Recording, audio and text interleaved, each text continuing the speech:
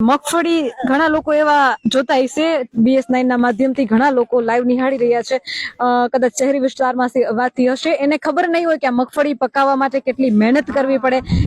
એ લોકોને ખાસ જણાવો કે મગફળી પાકે કઈ રીતે કેટલી મહેનત કરવી પડે મગફળી જો વાવેતર કરે ને ત્યારે બિયારણ રહ્યું ને બિયારણ 3-3 ને 4-4 હજાર નું મણ બિયારણ આવે એટલું બિયારણ એની દવા મોંઘી આવે પછી એને પાવાની ટોવાની દરિયા બાંધી અને જ્યારે એને ઉપાડતી વખતે પાણી ને ખૂબ જોવી પછી ઉપાડતી વખતે એને મજૂરી ઘણી લાગે હલરમાં એટલી મજૂરી લાગે પછી હુકાઈને પછી કાઢો ને તમે હલરમાં પછી એટલા દાડીએ મજૂરી કરવાની બધા ફરતા ફરતા ડાંખરા વીણવાના કાંકરા વીણવાના ચોખ્ખી ચણક કરીને લઈ જવાની અને તો એમ કે વેપારી કે તમારી મગફળી આવી છે આમાં ખેડૂત ને લેવાનું શું નાખી 3 ગણું ખેડૂત ને વયું જાય કે ખેડૂત ને કઈ વધતું જ નથી મજૂરી ના નથી વધતા વાય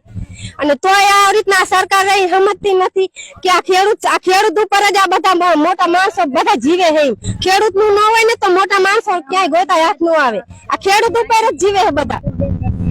જે રીતે હળદર ગામે ખેડૂતોને મારવામાં આવ્યા એના વિશે શું કહેશો એને તો ભાઈ હવે હળદર ગામ માંથી જે બનાવ બન્યો એ બની ગયો પણ અમારા જે જ્યાં એ બચારા નિર્દોષ માણસ ગરી ગયા અંદર એને જલ્દી છૂટા કરો એમને નાના નાના દીકરા દીકરીઓ એમનું ખેતી નું કામ આ બધા ઉપાડવા આવ્યા હતા